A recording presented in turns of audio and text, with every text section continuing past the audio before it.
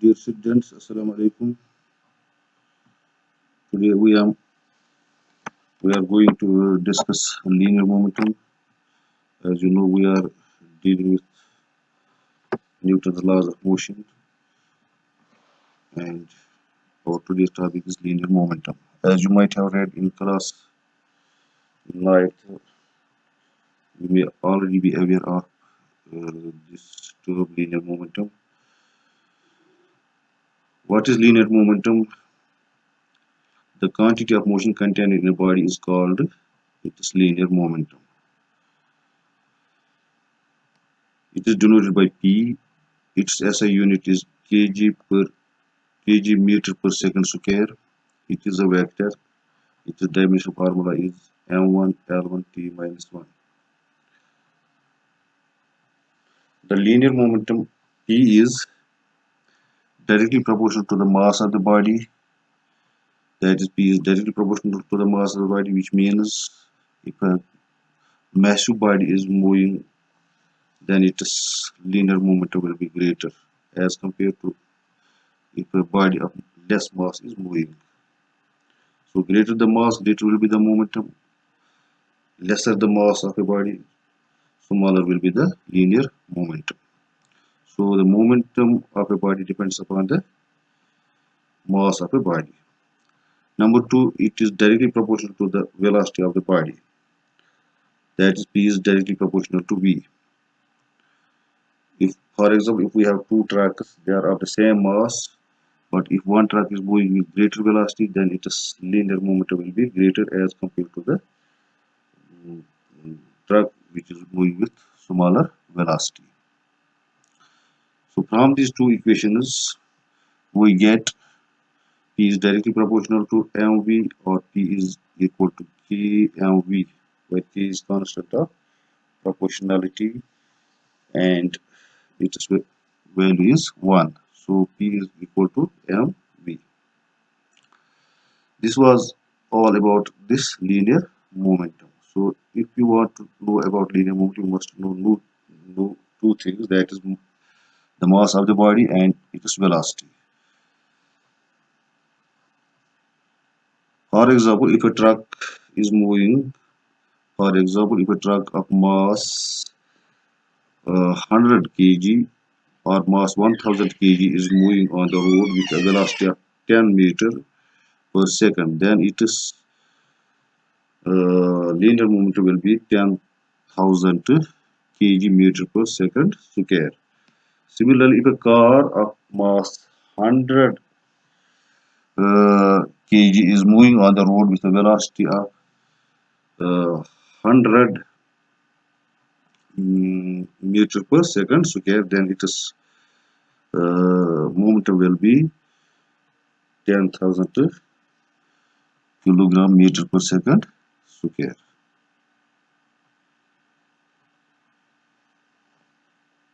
Now, principle of conservation of linear momentum.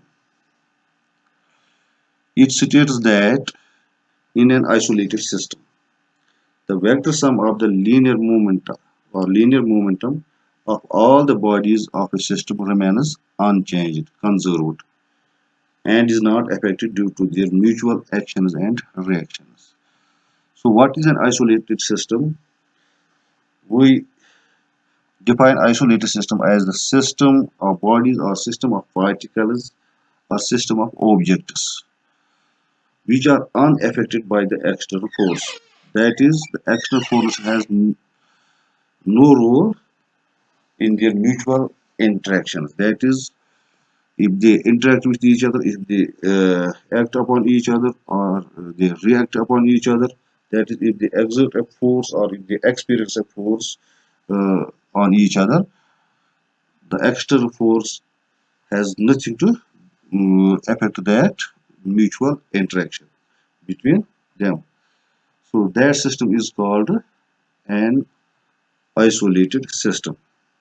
So you have to remember one thing: an isolated system of bodies, or isolated system of objects, or isolated system of particles are not affected by the external force. So external force for an isolated system is zero. For example, if in a room there are gas particles, they are interacting, attracting each other, they are repelling each other, they are colliding with each other, so they are exerting and experiencing force. But the external force, for example, is uh, if we apply a force on those particles, that must be zero. So external force must be zero. Then the system is called an isolated system. So the vector sum of the momenta of all the particles of the system, or all the bodies of the system, or all the objects of the system, whatever you call them, is zero. This is principle of conservation of linear momentum.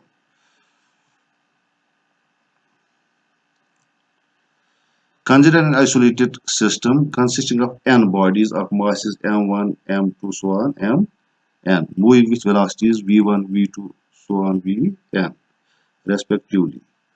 Let p1, p2, so on, pn are their respective linear momenta. Then the total linear momentum of all the bodies is given by P is equal to P1 plus P2 plus so on Pn. This is the vector sum of uh, all the momenta of the body. Let m be the total mass of the system and Vcm be the velocity of the center of mass of the system. You will learn about this velocity of center of mass and what is center of mass. I will give you a little bit of introduction of what is center of mass.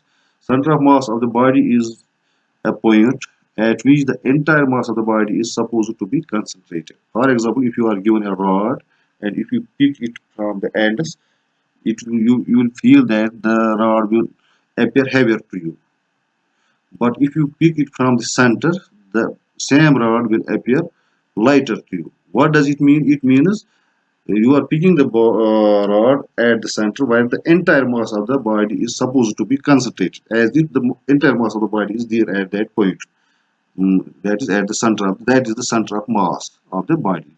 So the point where the entire mass of the body is concentrated is called the center of the mass, and uh, M, capital M, is the mass of the center of mass of the body, mass of the center point of the mass of the body, and VCM is the velocity of that point. That is velocity of the center of mass of the system. Then P is equal to mvcm. For example, what I am trying to explain to you people, that is, if in a room there are n particles, they are moving inside the room. They are in air. They are moving inside the room, and we suppose that the mass of each particle is same. That is m.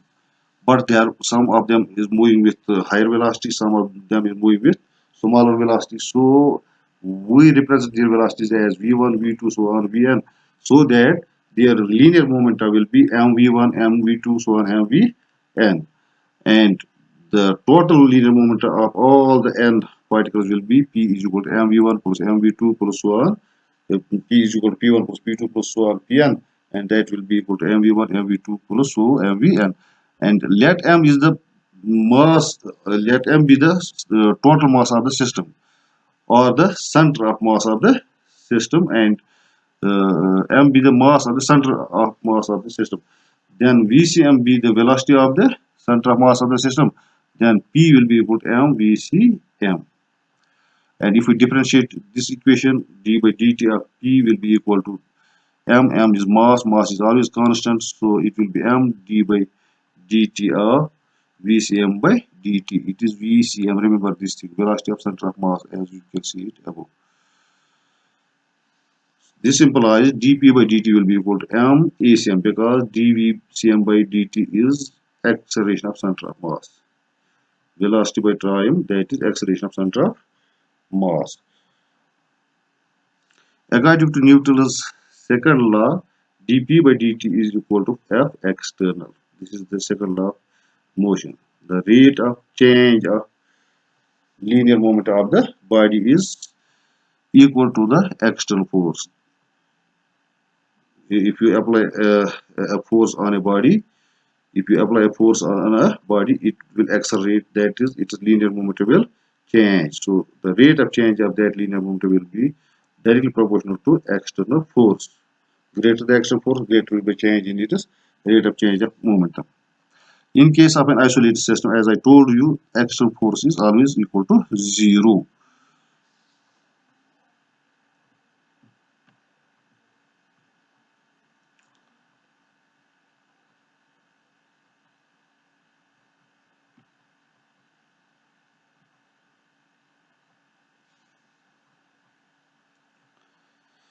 As you can see here,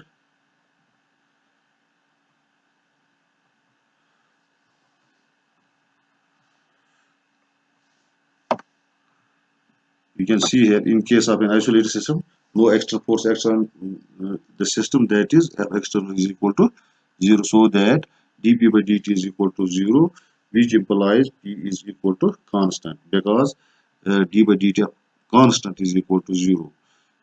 So dp by dt will be equal to d by dt of constant, d by dt will cancel, and we will get p will be equal to constant, because differentiation of constant is 0, so p must be constant. It follows from equation first, constant is equal to mv1, because now p is equal to constant, so constant will be equal to mv1 plus mv2 plus 1 mvn, that is total linear momentum of the system is constant, is conserved. Now application of this conservation of linear momentum. The first application is recoil of the gun. As you might have seen an army man firing a bullet or policeman firing a bullet. And you will have seen that he keeps the gun with his shoulder. The policeman or the army man, whatever it may be, keeps the gun with his shoulder because the gun recoils. The recoils means it reacts. It comes backwards. That's called the recoil of the gun. So if we don't keep the shoulder with the gun, then the gun may go backwards while we fire a bullet. So the gun and the bullet constitutes a single system. So as I told you, in the room there are hundreds and thousands of particles. They constitute a system. Again, here we have a system of just two things, that is gun and a bullet. There are not hundreds or thousands of particles. There are just two things, that is gun and the bullet, and they constitute a single system. Before the gun is fired means before the gun is fired, both the gun and the bullet which is inside the gun are at rest, so that their total linear momentum is 0. Why their total linear momentum is 0? Because their velocities are 0, and we know that p is equal to mv, that linear momentum is equal to mass into velocity. If velocity is 0, then the momentum will be 0. The bodies which are all in motion have the linear momentum. The bodies which are at rest have 0 linear momentum. So the momentum of the gun will be 0. The momentum of the bullet, both are at rest, will be 0. The total linear momentum of the system of a gun and bullet before the bullet is fired is 0. Now as the gun is fired, the force of the exploded gun powder accelerates the bullet and gives it a large forward velocity. The bullet goes in the forward direction. What does bullet in turn does? It according to Newton's third law of motion for every action. So this is an action, and if a force is applied on the bullet will exert an equal amount of force on the gun. So the bullet in turn reacts. That force, the force applied by the gun is called action, and the force exerted by the bullet on the gun is called a reaction. So the bullet in turn reacts upon the gun and causes it to recoil backwards. That is why the gun comes backwards. So to avoid that, we have to keep it with our shoulder. Let the bullet of mass m move forward with a velocity v, and the gun of mass m kick backward with a velocity capital V. Small v is the velocity of the bullet, and capital V is the velocity of the gun with which it repulses, with which it comes backwards, as shown, as you can see it from the figure. This is a gun. There is capital V. It is the velocity of the recoil of the gun. It comes backwards. And then there is the capital M. It is the mass of the gun. Then there is small m. It is the mass of the bullet. And there is small v. It is the velocity of the bullet. So the velocities of the gun, recoil of the gun, and the velocity of the bullet, they are in opposite direction. According to the principle of conservation of linear momentum, the total moment of the system after the gun is fired, that is after recoil, is equal to the total momentum of the system before the gun is fired or before recoil. So total momentum of the bullet after it is fired is equal to mv, and total momentum of the gun after recoil is m capital V. Capital M, capital V. So total momentum of the system of the gun and the bullet is mv plus mv. And as you know, before the recoil or before the gun is fired, that is zero. So total momentum after the bullet is fired is mv plus capital mv, and total momentum before the before the gun is fired is zero. So mv plus mv must be zero. This is by conservation of linear momentum.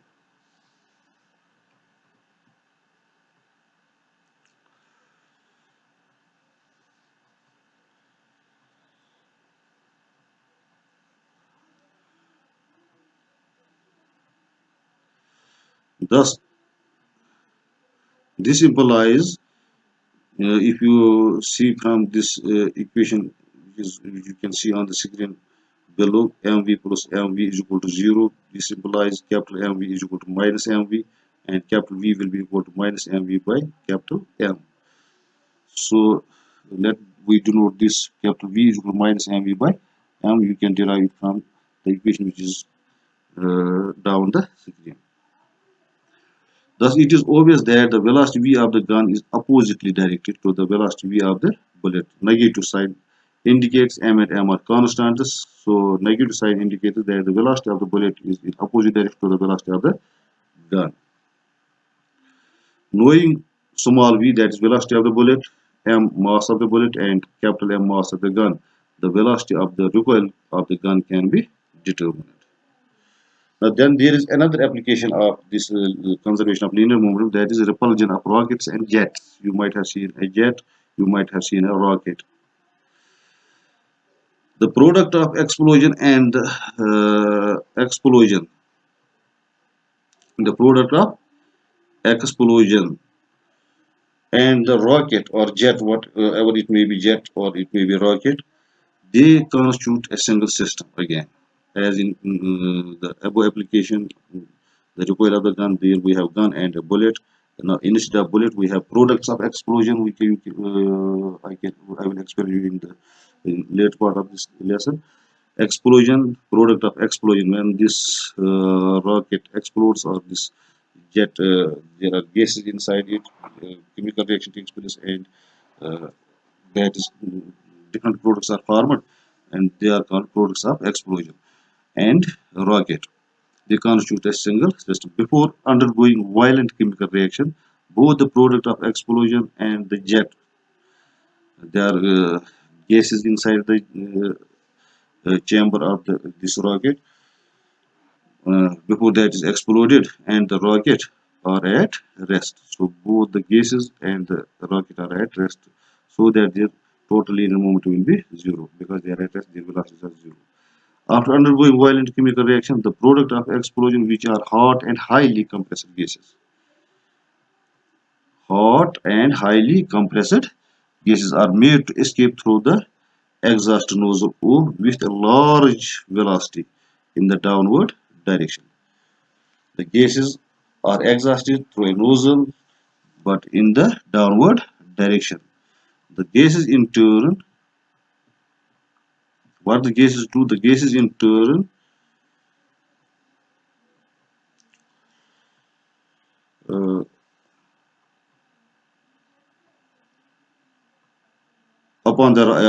act upon the rocket. The gases in turn act upon the rocket and cause it to recoil in the upward direction.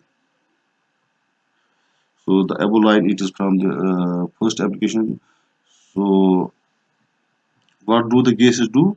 The gases escape through the hole in the through the nozzle, and they move in the downward direction. These are the gases which come in the downward direction, in this direction, and what these they so they react, they as they react on this rocket and cause it to recoil, but in the upward direction. Let the gases of mass m, that m is the total mass of the gases, in the downward direction with move with the velocity v in the downward direction, and the rocket of mass capital M move in the upward direction with a velocity capital V. According to the principle of conservation of linear momentum, total momentum after the propulsion must be equal to total momentum before propulsion. So before propulsion, both the gases and the rocket are at rest, so their total momentum before propulsion must be zero, and after propulsion,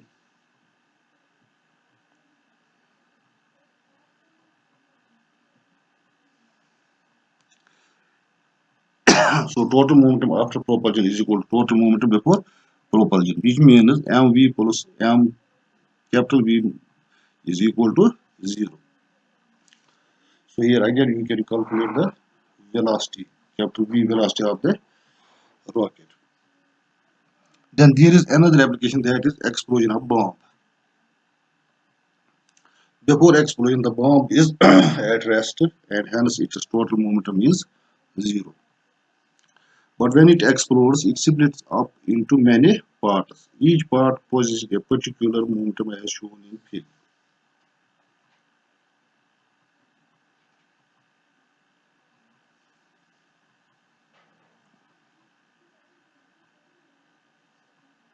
As you can see from the figure, the different parts of the move in different directions. The different parts of the bomb after explosion move in different directions.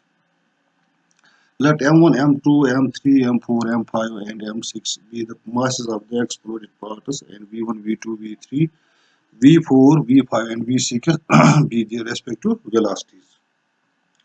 As they move in different directions according to conservation of linear momentum, total momentum after explosion must be equal to total momentum before explosion. So total momentum after explosion is the momentum of the first part plus momentum of the second part, that is mv1 m1 v1 plus m2 v2 plus m3 v3 plus m4 v4 plus m5 v5 plus m6 v6 must be equal to 0. This is possible only if all the momentum vectors, that is mv vectors, are represented by sides of a closed polygon taken in order as shown in figure. If bomb explodes into two equal parts, then they will fly in exactly opposite directions with equal velocities. But if it is split into three parts, then we can represent them by the triangle. And if they split into four parts, then we can represent them by the quadrilateral, and so on. So they can be represented by the sides of the polygon taken in order. Thank you for watching this class. Tomorrow we will discuss impulse of force, as you can see from the screen. Thank you.